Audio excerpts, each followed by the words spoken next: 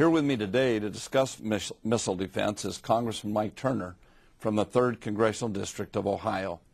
He served on the House Veterans Affairs Committee and was appointed to the Armed Services Committee in 2003.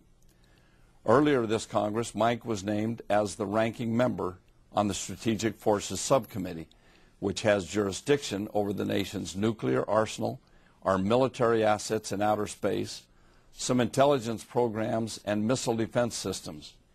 He's played a major role in an effort to preserve and expand missile defense, and he joins me here today to discuss the vital importance of these programs. Please welcome Congressman Mike Turner from Dayton, Ohio. Buck, thank you so much for having me. I appreciate you having this show and focusing on this important issue. You know, last weekend you invited me to your district, and it was a fantastic experience for me. Mike's been a former mayor of Dayton, been a leader in the community, and I got to go visit and see a little bit of his district. I got to see a baseball stadium that he built when he was mayor, and fantastic addition to the community. And I got to visit Wright-Patterson Air Force Base and an expo that he was in charge of running. I mean, build it up. The community carried it out. But I think they expected about 500 people, and I heard they had 1,400 there. Mike, tell us a little bit about that experience. Well, I really want to thank you for coming. You really lent a tremendous amount of credibility to the event, and congratulations to you again for now being the ranking member on the Armed Services Committee, because you bring with you your years of expertise, but also your commitment to focusing on these issues that will go right to our national security. Your trip then to Wright-Patterson Air Force Base helped us to highlight some of the important issues by having your presence. And then also at the forum, we were able to discuss issues such as space situational awareness and really our satellite assets and how they translate to national defense. The United States Air and Trade Expo that you attended just on the end of really was our effort to try to begin to promote second and third tier suppliers to our aerospace industry. I know many people are aware of the Paris Air Show or Farnborough or other international venues. This was an opportunity to give domestic, our U.S. suppliers and businesses, an opportunity to show their ingenuity, their innovation, and hopefully build what will become an international show, so that it's not just the big guys, but it's also those people who have businesses that they have started that have innovation that need the ability to reach markets internationally and grow our aerospace industry. Mike's district has been really hit hard by this economic downturn. I think you said you lost 25,000 jobs. Yes. And his leadership in sparking this expo, I think, will be a big boon to the area there. I'm hopeful that it will be something good for you there. And then the air show and that air museum, it's a great district that you represent. Well, and I appreciate you helping focus on that, because with the number of jobs lost that we've had in the Midwest, people talk about where are the next jobs coming from, and by your helping us focus and promote the U.S. Air and Trade Show Expo, you're helping to promote American jobs and jobs that will be the type that are there for the future, that will make a difference for moving this economy forward. So thank you for your leadership there. Well, thank you. Let's get into kind of the subject of today, your expertise on missile defense and space, and the responsibilities you have on the committee, I think, are very important. My district is very involved in aerospace, especially up in the Antelope Valley, but we have lots of subcontractors that participate. It's very meaningful to my district, as it is to yours, and I believe to the country. Missile defense. We just marked up the bill. Talk to us a little bit about where we are on missile defense. Well, there's a grave concern about the direction this administration is going in missile defense. I think anyone who's watched any television news, Fox News, CNN, or national news, has seen North Korea and, of course, Iran place missiles on the launch pad and attempt to launch satellites, attempt to begin the process of ICBMs, missiles that would reach the United States. As we have these two nations that are increasing the threat to the United States, unfortunately, this administration is moving to decrease our funding for missile defense, which really is our only way to defend against these missile threats from nations like North Korea and Iran. This administration proposed a $1.2 billion cut from last year's expenditures on missile defense. So, and it was adopted, unfortunately, by this House on the House floor. So we're actually looking at the monies that we were spending to try to defend our nation from these missile defense becoming less. And they're cutting all different areas. They're cutting the advanced technologies that we're going to look to in the future, and in some of the technologies that currently were being deployed. Part of the monies that are being cut were to complete the missile field in Fort Greely, Alaska. And we have a slide of a picture, if you'll put that up, of Fort Greely, Alaska. Here is the missile defense site, where 2/3 of this site is built out. Only $120 million is necessary to finish this site. And we would have additional missiles that would be protecting us from anything that is launched from North Korea. It was slated that we were going to have 40 full missiles here, interceptors, that would be able to respond if an ICBM is shot at us toward North Korea, reducing that to 30. And the problem, obviously, is that whenever you have a missile field, you always have to be concerned of, is it fully operational? Are there any threats to that missile field? So when you lessen the resources that you have, you create vulnerabilities. Now, this isn't technology that's unproven. This is proven technology where we were in the process of its construction and deployment that the administration decided not to go forward with. The hole's already dug. The silo's already there. Yes. And they were going to save $120 million by not finishing them. And some of those are in California, right? Yes, well, there's a number of missiles that were to be in California and then in Alaska.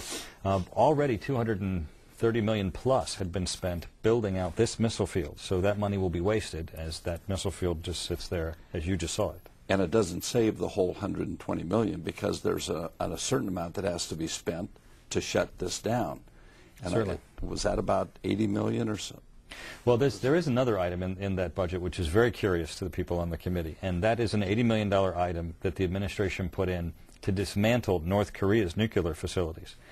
$80 million that I think you believe and most of us believe they'll never get to spend. So what they will have done is they will have stopped construction to complete this missile field, taken $120 million out of it. They have put a line item in for $80 million to go to North Korea and take apart their facility. And that money will probably still be sitting there at the end of the year. So we'll have a missile field that's not finished, and what really would constitute wish dollars that are not going to be spent this year. And we have several different defenses. The missile defense, as you mentioned, it comprises several different things. This is the anti-ballistic missile, correct? The ground silos, but we have other methods, like we were talking earlier about before we went on the show, the airborne laser, about the airborne laser, which is being built right in the Antelope Valley, and they cut that. Right, and I think this is in addition to cutting existing programs like the ground-based missile interceptors that were going to be in Alaska that we just saw on the slide. You know, the whole hope of missile defense is that once we accomplish a task, when we can take an interceptor missile and actually prove that it can hit an ICBM and stop its threat to the United States, that's first-generation technology. The next generation, how we get to our innovation from there, will depend really on perfecting what we're doing. Whenever we stop something, we don't know what next generation that we've not been able to create or to benefit from. And the airborne laser is a great example. The airborne laser, there is one that has been built. It is going to be tested this fall, and it's going to be a game changer, really, in missile defense. You know, it's a 747 plane that has a large missile on it that is intended to knock out of the sky ICBMs at various stages that it might be launched. It has great distance and great effect and an ability to fire multiple times, which you won't see with a missile interceptor. The problem is that there was to be another generation of the airborne laser that was to be built. The administration cut that. Now we worry about the science and technology and the research that would have been done. When this airborne laser is tested this fall, and if it is a game changer that we all believe it is, and if it proves that it will be the best defenses for the United States, we need to move forward with additional research and development so we can have this type of technology to protect us. And then what about Europe? Well, the same thing there. This administration is unfortunately not pursuing what's known as the third site, which is in Poland and the Czech Republic. They had been moving forward to work with the United States and NATO to place a radar in the Czech Republic and missile interceptors in Poland that would have provided additional protection to the United States from a launch from Iran, but would also have provided protection for Europe.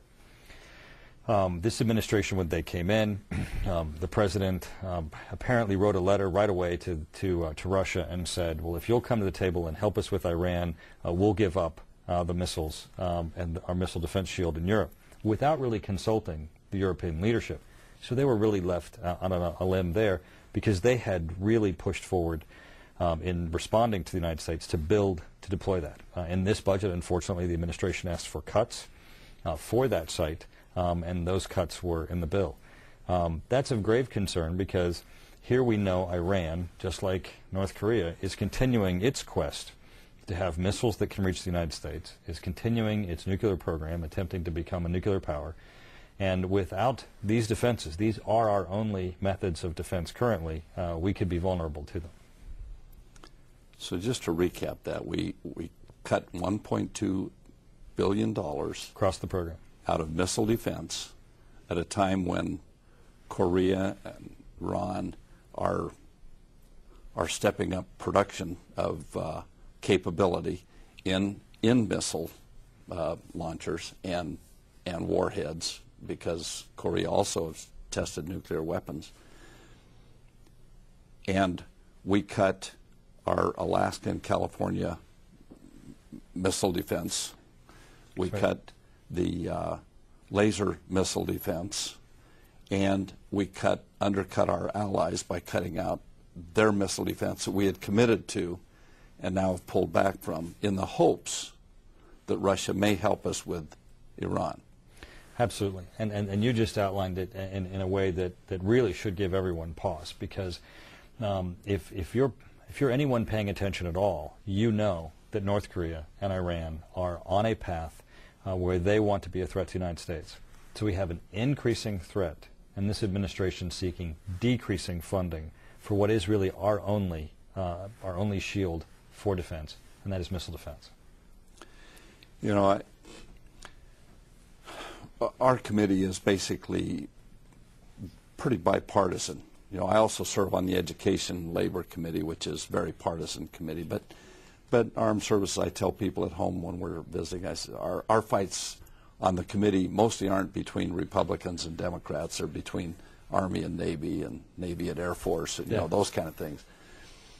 But one of the things that really disturbs me, I've been around a long time, and I've seen where we have cut back our defense after major wars. We started World War II training with wooden rifles because we had cut so much after World War I. Fortunately, because hostilities started in England, we were building ships and planes, and the Lend-Lease program to help them, it had gotten our production started. And the war lasted a number of years. We had time to ramp up our production where we were turning out several planes a day. But then after World War II, we started cutting back our defense to the point where when the hostilities erupted in Korea, the Chinese almost pushed us, or did push us, into the ocean before we could start coming back. After Korea, we cut back again. Then we go into Vietnam. After Vietnam, we cut back again. Desert Storm, then we cut back again. And I've seen this over and over and over again, but usually we've waited till after the wars to cut back. Now we're involved in 2 wars, Iraq and Afghanistan, and we're in the process of cutting back. It just kind of boggles my mind to think that this could actually be happening, and we're kind of the line of defense to try to stop some of these cutbacks. You're absolutely right. And another thing that is of a concern is that many times we're caught by surprise when we either scale back our military, or there's an enemy or adversary that comes forward in a way that was unexpected. This is North Korea and Iran moving forward notoriously. Everyone knows, and their intentions are well stated. At the same time that we have these programs that are designed to be able to provide us with the defense. So in this instance, we're knowingly stepping in and reducing the one area that would allow us to be defending ourselves against known adversaries and known programs that they're advancing. We had another thing that was cut in the budget, F-22. I don't know when this program is going to be seen, but we're here in Washington today, and the Senate just voted to follow the administration's request to cut the F-22. When I ran for Congress, we were building the B-2, actually in my district, and I had chance on many occasions to visit the assembly line and see how we were building that plane, what a marvel it was, and how important it would be to our defense. The plan was to build 132, finally got cut down to 20, and then we, through a lot of effort, got one more plane, 21, which one of them we lost last year. We're back down to 20. The F-22 was going to be 750 planes. It was cut back to 381 by all the military leaders. All those who were in the know felt like that would be able to handle the threat. Now we've had no change in strategy that I'm aware of, and that nobody's been able to point out to me, because the QDR, which is what we use to set up our strategy, has not been released and won't be until later this year or early next year, my understanding. And yet the Secretary and the administration have proposed cutting the F-22 down to 187 if they just finish the ones in production right now. I'm wondering why. Why do we cut it to 187 instead of the 381? What is the reasoning behind that? It just seems like we start programs, never finish them, and instead of building to the need, we build to whatever we're able to scrounge out of the budget. And you had an excellent point, which you've made in the committee with your leadership position of being the ranking member. I know you have called attention to the fact that the Department of Defense is in this quadrennial defense review. They are supposedly in the process of fashioning what will be, as they go forward, the Department of Defense policies based upon its threat assessment. What are we facing? What are our needs? And then what are the policies to achieve it? All of these changes that you and I are discussing, cuts in missile defense, cuts in the F-22, all those are being undertaken without any of that process having occurred. So there's no policy basis for it. When we had the generals in front of us talking about missile defense, we asked them, what data point, what information do you have? What can you give us for your determination that you need a lesser number, a lowered amount for these? And they had none. The only thing that they were able to say is that, well, we're not certain that there was a data point for the higher number. Well, that's not necessarily an answer that solves the problem of why would we go to a lower number. And certainly we see that with the F-22. Yeah. Now, fortunately, we had a good leader, Rob Bishop, who led a fight in our committee, and we won, putting money aside to continue the production of the F-22. And I think that's very important for our defense. But right now, when we're in this economic situation that we're in, jobs are also very important. So we had a twofer. We were able to keep the production line open, which kept 90,000 jobs, and we were able to keep the plane going, so we keep our economic base, and we keep the defense that we apparently needed a few years ago that we haven't seen the real reason that we don't need. So it passed 32 to 31 in our committee, and then carried on the floor. It passed in our bill. And the Senate apparently passed it out of their committee, but it lost on the floor. Now our appropriators have also followed our direction and have put the money in the bill for the continued production of the F-22. So we'll have to fight that out in conference, and I don't know exactly where that's going to show yet. But the President has said he will veto the bill if the continued production of F-22 is in there. So that will be a fight, I guess, we'll have with the administration as we go through conference. Well, a point you've made from your position in education and workforce, where you've been ranking in leadership there, is that with all of these programs, and the moment that you shut them down, you lose that intellectual capital. You lose the workforce. Yeah. So even if you decide later that you want to go back and add planes or add capabilities, or even if you want to stretch to the next generation, you've lost that intellectual capital when you just go cold and disband the people that are there. And it's even worse than that, because when they finished the production on the B-2, they made us cut up the dies to make sure that we could never build them again, and they want to do the same thing with the F-22. So even if you could, after you've lost the labor force, if you could by some miracle or something get them to come back, they'd have to start from scratch all over, build all the dies, and start up the whole production line again. It really doesn't make sense, especially given the fact that they haven't even told us why, other than we don't have the money. I think maybe there are some other areas we should be looking at rather than the defense of our nation at this critical time. Yeah, especially since there's been unlimited spending in Washington over the past 6 months for everything else but for defense. Yeah. They said it would be for jobs. We haven't seen the jobs. In fact, we've actually lost almost 2 million jobs since that supplemental or that so-called stimulus bill was passed. Let me just take a minute and run this by you.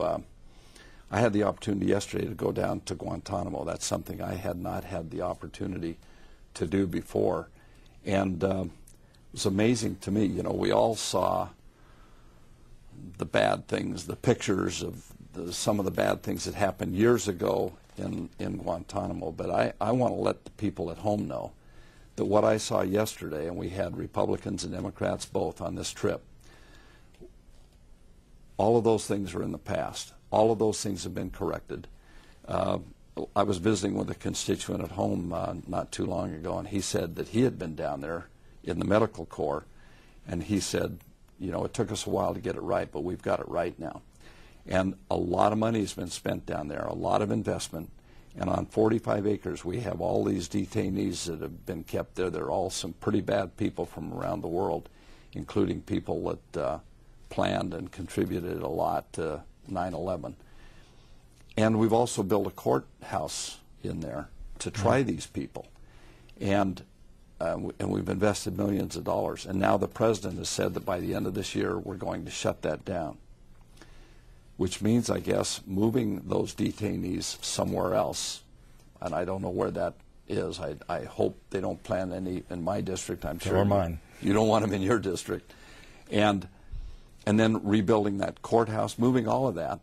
The lead prosecutor told us that they're well along in 3 of the trials that they're carrying out, and they've had 2 delays because of what's come out of the administration, and he said it wouldn't surprise him that when they go back in to ask for a 3rd delay, that the judge throws it out, which means they would have to start all over again.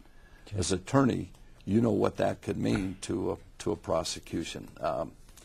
You've had a chance to be down there. What was your opinion? Yeah, when you and I were talking about this before, and you've come back with your message of what they're accomplishing there, I think one point that you've made that's very important is the expertise is there. When you look at both the manner in which they're being held, the manner in which the legal practices that are there, the medical attention and issues that are there, the processing and handling of just the issues that are there.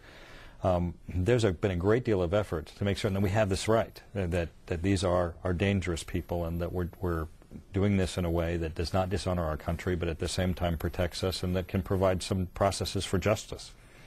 To dismantle that now would really make, I think, the whole process more at risk, where we cannot necessarily be certain how they will be handled or how even the justice process will work. I think your point about the courthouse is a real important one, because that's the next step that even this administration, the president has said that he's going to bring them forward through military tribunals, and without having that centralized expertise, we're going to step away from really what's been accomplished.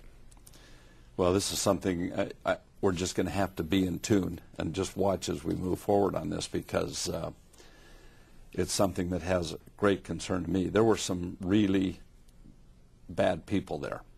They showed us a picture of one detainee that they had released back, and he had gone back to Iraq and blew himself up and killed 25 people in the process. Any one of these people, if given the opportunity, would kill you or me or our children or anybody else that they know from the West. Well, that's something that we're going to have to watch. Our time is out again. I want to really thank you, Mike, for being here.